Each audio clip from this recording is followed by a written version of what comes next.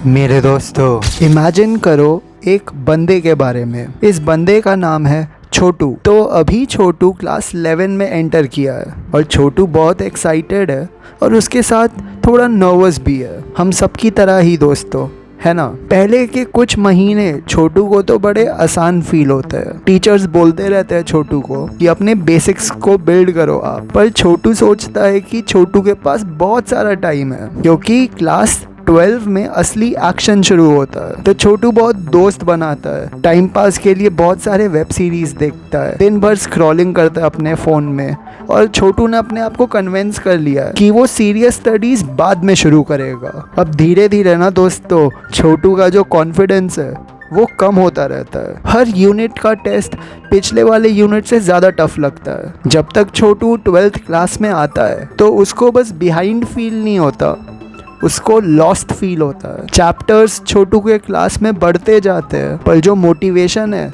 वो कम होते रहती है। छोटू बहुत सारे स्लीपलेस नाइट स्पेंड करता है अपने आप को डाउट करते हुए, अपने पढ़ाई को कैचअप करते हुए, ये चाहते हुए कि काश वो टाइम को रिवर्स कर सकता और चीज़ों को अलग तरह से कर सकता। दोस्तों, जो मैंने आपको स्टोरी सुनाई है वो बस छोटू की नहीं है, वो स्टोरी मेरी भी है। क्योंकि दोस्तों, अगर आप ये चैनल फॉलो करते हो तो फिर आपको तो पता होगा कि मैंने गवर्नमेंट स्कूल में पढ़ाई की है। तो मेरे स्कूल में ऐसा सिस्टम था कि 10th में तो हमने अच्छे से पढ़ाई की, क्योंकि 10th के मार्क्स के बेसिस में अगर हम लोगों ने अच्छा स्कोर किया तो हमें कंप्यूटर साइंस मिल जाता, अगर थोड़ा कम स्कोर किया तो फिर हमें बायोलॉजी मिल जाता, और अगर उससे भी कम स्कोर किया तो फिर हमारे पास कॉमर्स लेने के अलावा और कोई ऑप्शन नहीं था। अब दोस्तों, मुझे क्योंकि कंप्यूटर साइंस चाहिए था तो मैंने 10th में तो अच्छे से पढ़ाई की और मेरे 10th क्लास में 94% आ गए थे। पर जब 11th क्लास शुरू हुआ तो मैंने सोचा था कि क्यों ही पढ़ाई करनी अभी,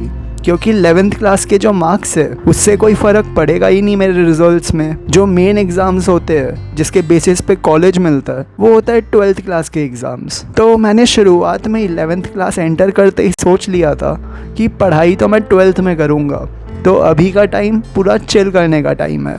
और दोस्तों, अब जब मैं सोचता हूँ तो मुझे इस बारे में रिग्रेट होता है कि मैंने 11th क्लास की पढ़ाई को सीरियसली नहीं लिया था। क्योंकि दोस्तों, 11th क्लास की पढ़ाई में ना फाउंडेशन बिल्ड होता है हमारा, जिस फाउंडेशन को हम 12th क्लास में यूटिलाइज कर सकते हैं अच्छे से। और दोस्तों, उस टाइम पे सोशल मीडिया का कंफर्ट, बहुत सारे डिस्ट्रैक्शंस, मस्ती करने का मूड, ये जो फैक्टर्स थे, इन फैक्टर्स ने मुझे एक हेड स्टार्ट लेने नहीं दिया था अपने 11th स्टैंडर्ड में। क्योंकि बात ऐसी है ना कि 11th क्लास के जो फाउंडेशनल सब्जेक्ट्स है उसमें जब आप अच्छे से पढ़ाई करोगे तो 12th स्टैंडर्ड के पढ़ाई में आपके लिए बहुत आसान हो जाता है सब्जेक्ट्स को अंडरस्टैंड करना, उनके कॉन्सेप्ट्स को समझ पाना। तो इसीलिए दोस्तों, जब मेरी 12th स्टैंडर्ड में एंट्री हुई थी तो फिर ये जो भी सब्जेक्ट्स थे, physics, chemistry, maths, computer science के, इन्होंने ना मुझे बहुत ज़्यादा हॉन्ट किया था। क्योंकि बाकी स्टूडेंट्स के लिए तो ये सब्जेक्ट्स फेमिलियर थे, पर क्योंकि मैं 11th स्टैंडर्ड में पूरा चिल कर रहा था तो मुझे रियलाइज हुआ था कि एक पहाड़ को क्लाइंब करने में कमज़ोर पैरों के साथ चढ़ाई नहीं हो पाएगी, और स्पेशली ये जो पहाड़ है इसकी क्लाइंबिंग डिफ़िकल्ट होते जाती है। तो इसीलिए मुझे ये सारे कॉन्सेप्ट्स दोस्तों रीलर्न करने पड़े थे अपने 12th स्टैंडर्ड के क्लासेस में, वो भी शुरुआत से।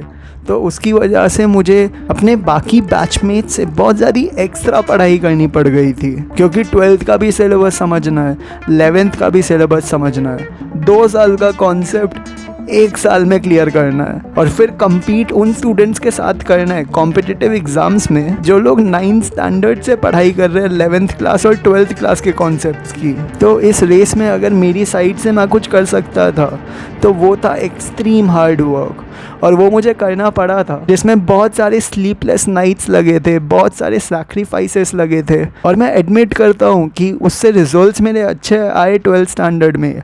12th स्टैंडर्ड में 96% आ गए थे CBSE के। पर अगर मैं 11th स्टैंडर्ड को सीरियसली लेता ना दोस्तों तो फिर तो 100% आ जाते मेरे। जो मेरा IIT JEE क्लियर हुआ था 12th स्टैंडर्ड की पढ़ाई से, अगर मैं 11th क्लास में ही अपना फाउंडेशन सॉलिड कर लेता तो फिर टॉप IITs मिल जाते मेरे को। तो इसीलिए दोस्तों, अगर आप ये वाली वीडियो देख रहे हो ना तो ये वाले मिस्टेक्स को आप कभी भी रिपीट मत करना दोस्तों।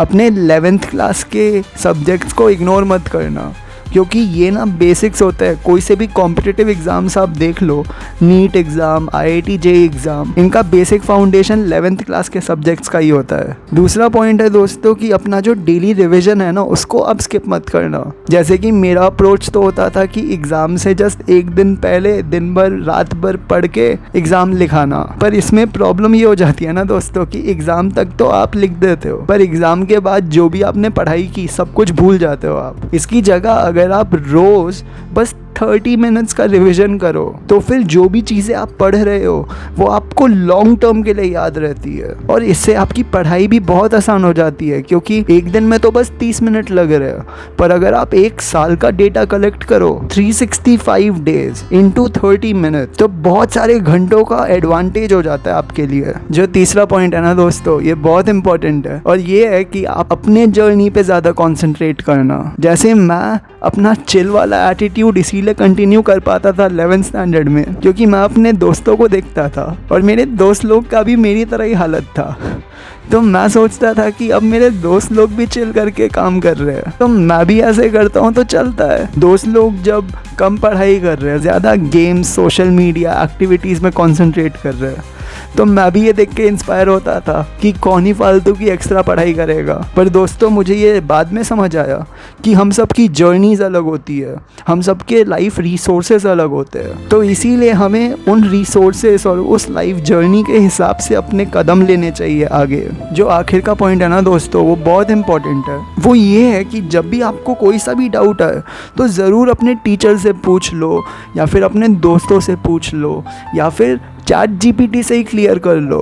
क्योंकि हर बार जब भी आप डाउट क्लियर करते हो ना कोई सा भी अपना, तो आपका फाउंडेशन ज़्यादा सॉलिड होता है। वरना आधे से ज़्यादा स्टूडेंट से आप ट्राई करोगे ना उनके बेसिक समझने का, जिन्होंने अच्छे से एडवांस लेवल में भी पढ़ाई की हुई है, उनसे जब आप बेसिक्स के कॉन्सेप्ट्स पूछोगे तो उनको याद नहीं रहेगा, उनको समझ नहीं रहेगा कि ऐसा क्यों है, कि ऐसा क्यों नहीं है। तो ये गलती आप मत करना दोस्तों। छोटा सा भी डाउट आ रहा है ज़रूर उसको उसी टाइम पे क्लियर कर लेना, क्योंकि इससे ना आपका जो फाउंडेशन है दोस्तों बहुत ही सॉलिड हो जाएगा। क्योंकि दोस्तों एक बात आपको याद रखनी पड़ेगी, और वो ये है कि जो हम सक्सेस बोलते हैं वो सक्सेस कोई एक डेस्टिनेशन नहीं होती है दोस्तों, कि इस पॉइंट पे पहुंच गए आप और ये हो गई सक्सेस। सक्सेस जो होती है दोस्तों वो होती है एक जर्नी, कि आप इस पूरी जर्नी में कैसे क्या कर रहे हो, वो होता है सक्सेस। ये वीडियो ख़त्म होने से पहले दोस्तों बस एक बात आपको बोलना चाहूँगा, और वो ये है दोस्तों कि आज आप जो स्टेप्स करोगे ना अपने लाइफ में, उसके लिए आपका कल का वर्जन आपको थैंक करेगा। क्योंकि दोस्तों आप ना ग्रेटनेस के लिए बने हुए हो, तो वेट करने की कोई ज़रूरत नहीं है दोस्तों। आज ही से इस लाइफ को जीना शुरू कर दो आप। तो दोस्तों बस इतना ही कहना था मुझे। अगर आपको कोई से भी डाउट है ज़रूर कमेंट कर देना, ताकि मैं आपकी हेल्प कर सकूं। अगर आप 11th स्टैंडर्ड में हो, 12th स्टैंडर्ड में हो, 10th स्टैंडर्ड में हो, मैं हर कमेंट पढ़ता हूँ, हर का रिस्पॉन्स देता हूँ। कोई सी भी वीडियो उठा लो, आपको ट्रैक रिकॉर्ड मिल जाएगा मेरा। तो बस इतना ही दोस्तों इस वीडियो के लिए। मिलते हैं अब अगली वाली वीडियो पे, और तब तक के लिए नमस्कार।